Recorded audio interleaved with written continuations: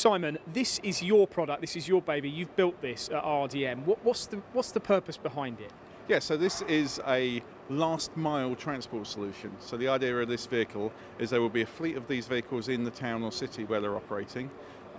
You would call them up with an app on your phone, or you could go to a kiosk and have a ticket.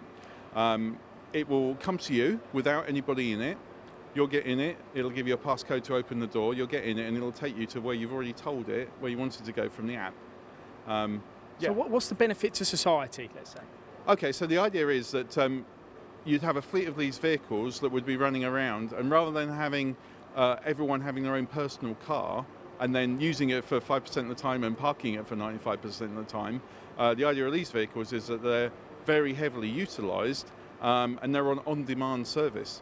So you can move people around in your city. These are obviously electric, zero emissions at point of use, and they will take quite a number of people. This particular one is a 4-seater one, but you also do an 8-seater one, and even bigger than that.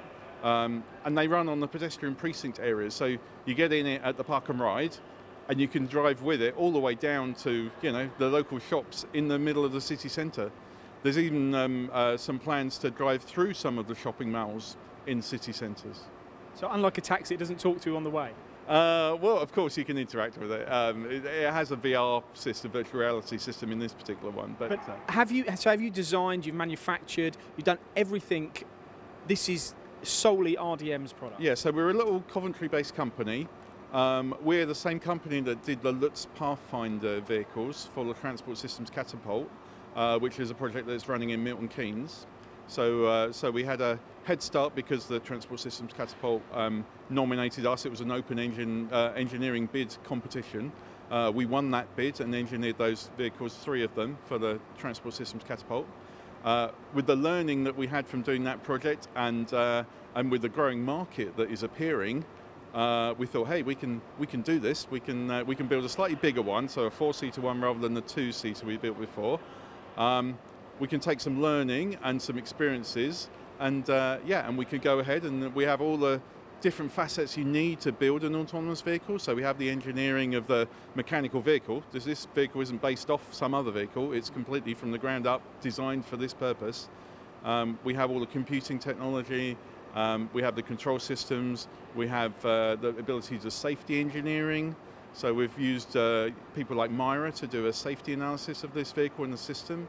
So the health and safety is a massive one. I mean, tell me more about that. What about this travelling down a road and there being an accident, or how does it avoid obstacles and potential hazards? Yeah, so the vehicle itself is guided from a pre-built map. So we have a map that's a high-definition scan of the area we need to operate, and the map is created basically without any hazards in it. No people. It just has the infrastructure in it. And then on the pod system itself, we have laser scanners, stereo cameras, ultrasonic sensors, and we also have a safety driver who's remotely outside the vehicle, so basically video surveillance of the system. And we're ensuring that the pods are going at an appropriate speed for the amount of congestion. Okay, and now I wouldn't buy one of these from you. How's the makeup of who purchases these from you, and how does that work?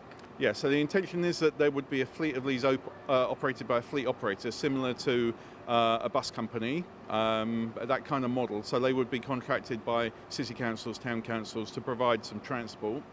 And you would only use it on demand. So you use it, you call it on your app, it takes a few minutes to come to you, it then takes you exactly where you want to go, and then it goes away and finds the next ride to take them.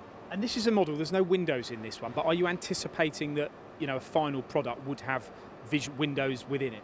Yeah, so for some scenarios, actually windows are not needed. So there are some cases where we have a system that would possibly be running in tunnels, so mostly hidden. So people are building new shopping centres. They don't really want the transport directly interfacing with the people, but they do want it to pop out of a tunnel into an open plaza, pick up some more rides, and then disappear again. So for that kind of purposes, obviously there's nothing to see. So there's no point to having any windows.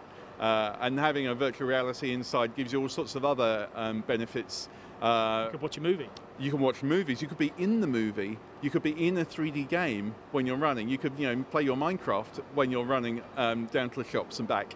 So some people would rather be in here than on their sofa. Yeah, I talked to my kids. They would certainly much rather be in this as a big 3D game engine than they would sitting on the sofa only with the one dimension. Now when are we going to see these? When could we be sitting in one of these going from A to B in a town centre, for example? So this particular one is the first of a fleet of 40 of them that we are building for Innovate UK project, which is called Autodrive UK. And Autodrive UK is putting a fleet of 40 of these to Milton Keynes by the end of 2018. So residents of MK, watch out. Yeah, exciting times for everybody.